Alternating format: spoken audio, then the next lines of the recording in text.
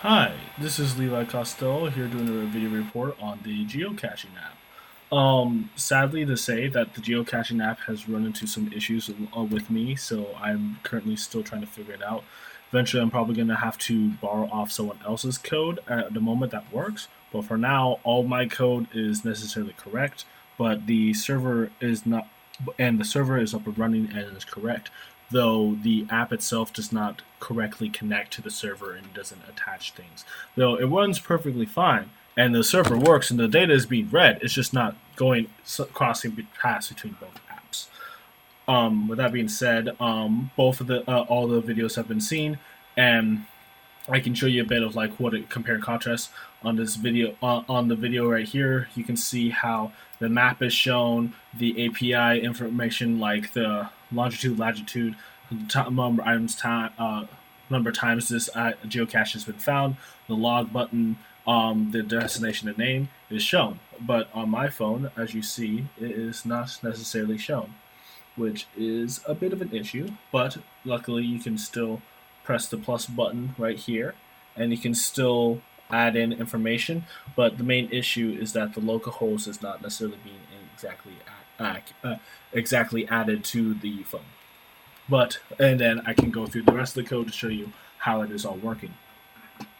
Now, as you see down here with the code itself, we have the app itself running right here, and then we have the local host running as well. Now, the great thing about this is that we're learning how to build a server and using databases. The database we're using is MongoDB, and you have to download it here. Another service that we're using is Postman. But Postman is only mainly used to help you to show that it's being accessed. But once the seed is actually set, you don't really need Postman. You just need MongoDB and the command prompt to be able to see everything. Um, the code itself is split up into the mobile group and the server group. The server group has several indexes that deal with the list, the logging, the date, times, longitude, latitude, and the APIs itself. Whereas the model itself, the mobile app, takes into different screens, which shows how things are set up, and then and takes in the APIs that is being accessed. So on the server side, we're more getting all the information with the APIs that I've created, and then we're also accessing that information from the mobile app itself. Now, when this works correctly, you are able to get the map view, the longitude, latitude, and all the information necessary from the API that we made and the server that we made that will cross over into the mobile app. Things to keep in mind: API right here is the main function that takes in the localhost and all the data, which is a great utility for making you actually be able to see everything.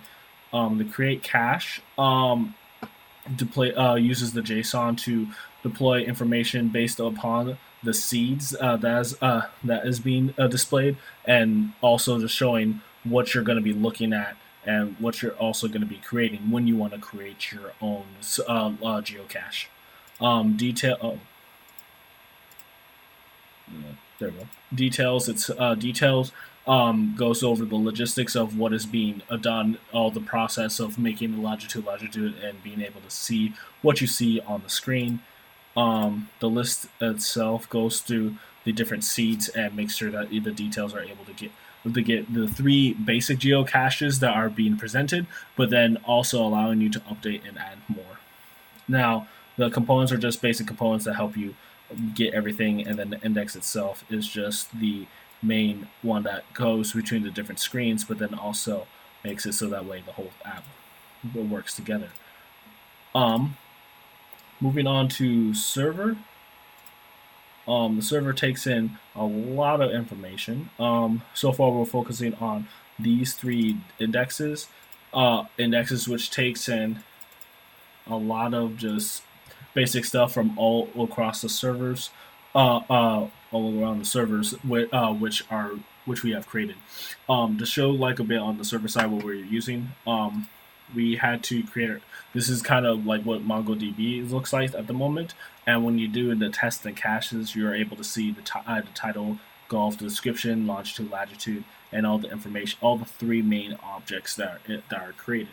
And this is what is going to be displayed on the app, and this is what is passing through. On the server, we're using the local. It's a localhost 300, and when you type in different things, like this, it'll give you different information, different information accordingly as it loads. Yeah, see, it'll give you the date, and you can see it's like October 3rd, 2019. Um, with that being said, everything is pretty good. I learned a lot from this and was able to understand more of the back end of what I was going through and what it takes to really develop and work with coding the servers, making your own API, which I haven't done before. This is more API work, so that's good. And I understand a bit more about APIs. Hopefully, I'll be able to get the whole local host thing to work and in time for my presentation, which is coming up in the next week. All right. Thank you so much.